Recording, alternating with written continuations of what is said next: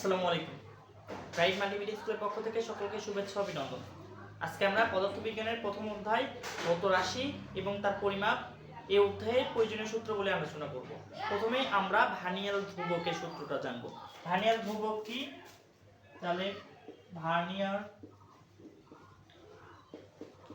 Vernier ধ্রুবক VC equal আমরা জানি S ডিভাইডেড n। তাহলে S টা কি n টা কি সেটা সম্পর্কে জানবে এই পাশে। তাহলে এখানে যেখানে হচ্ছে VC দ্বারা হচ্ছে ভার্নিয়ার ধ্রুবককে বোঝানো হয়, ভার্নিয়ার ধ্রুবক। S হচ্ছে প্রধান স্কেলের ভাগ সংখ্যা, প্রধান স্কেলের ক্ষুদ্রতম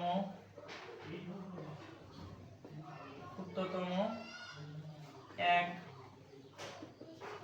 ভাগের মান, আর n হচ্ছে ভার্নিয়ার স্কেলের ভাগ সংখ্যা। তাহলে আমরা প্রথম সূত্র জানলাম ভার্নিয়ার ধ্রুবক VC equal S divided n। S হচ্ছে প্রধান স্কেলের ক্ষুদ্রতম এক ঘরের মান বা এক ভাগের মান, আর n টা হচ্ছে ভার্নিয়ার স্কেলের ভাগ সংখ্যা। এরপর আমরা জানবো হচ্ছে ন্যূনাঙ্ক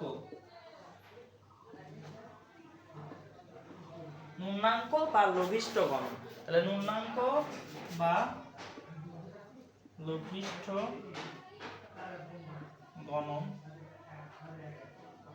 গণনকে আমরা হচ্ছে LC দ্বারা প্রকাশ করা হয়।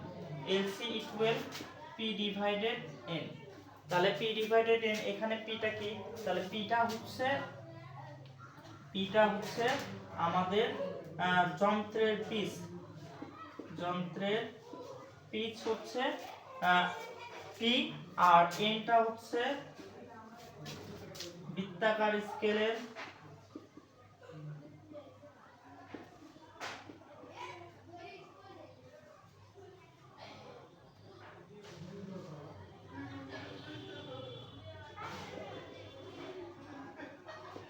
ভাগ সংখ্যা।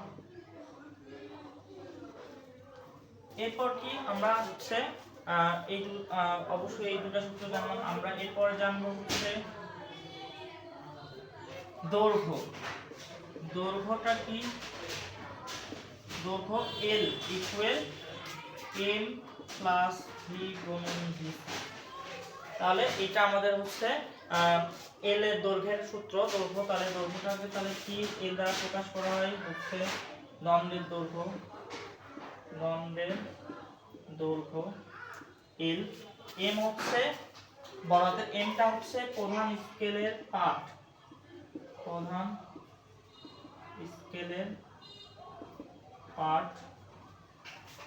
V টা হচ্ছে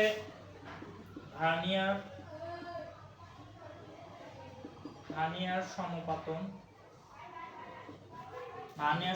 আর VC আমরা লিখছি VC হচ্ছে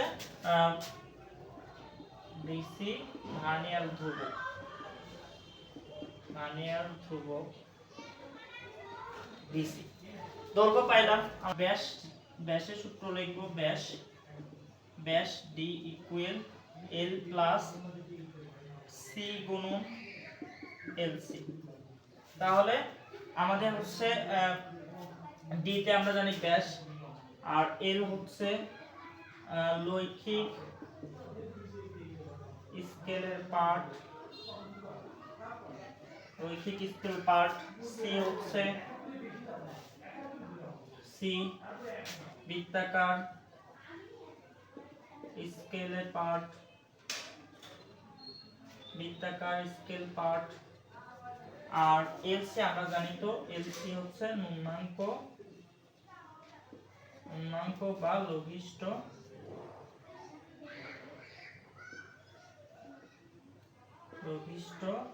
গণন। এরপর আমরা হচ্ছে 5 নাম্বার আপেক্ষিক ত্রুটি শিখব। আপেক্ষিক ত্রুটি আপেক্ষিক ত্রুটি সূত্রটা কি? আপেক্ষিক ত্রুটি আমরা জানি চূড়ান্ত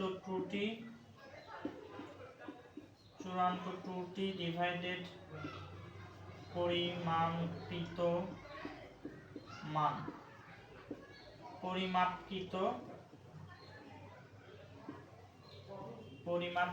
মান। তাহলে এটা আমাদের হচ্ছে গুণন 100%। তাহলে এটা আমাদের আপেক্ষিক ত্রুটি। এই অধ্যায়ে আমরা এই কয়টা সূত্র যদি ভালোভাবে মনে রাখতে পারি তাহলে গাণিতিক সমস্যাগুলো খুব সহজেই আমরা সলভ করতে পারবো। তাহলে চূড়ান্ত ত্রুটি আবার কি? চূড়ান্ত ত্রুটি সূত্র আবার হচ্ছে চূড়ান্ত ত্রুটি ইকুয়াল মডুলাস পরিমাপকৃত মান বিয়োগ সর্বোচ্চ মান মডুলাস। আমরা হচ্ছে আরেকটা নির্ণয় করি চূড়ান্ত ত্রুটি ইকুয়াল মডুলাস পরিমাপকৃত মান মাইনাস সর্বনিম্ন মান। তাহলে এটা আমাদের হচ্ছে চূড়ান্ত ত্রুটি সূত্র। তাহলে সর্বোচ্চ যে চূড়ান্ত ত্রুটিটা আসে আমরা সেটাই গ্রহণযোগ্য হয়। এই ক্ষেত্রে এগুলো মনে রাখবো এবং পাশের গুলো অবশ্যই মনে রাখবো কোনটাকে কি দ্বারা প্রকাশ করা হয়।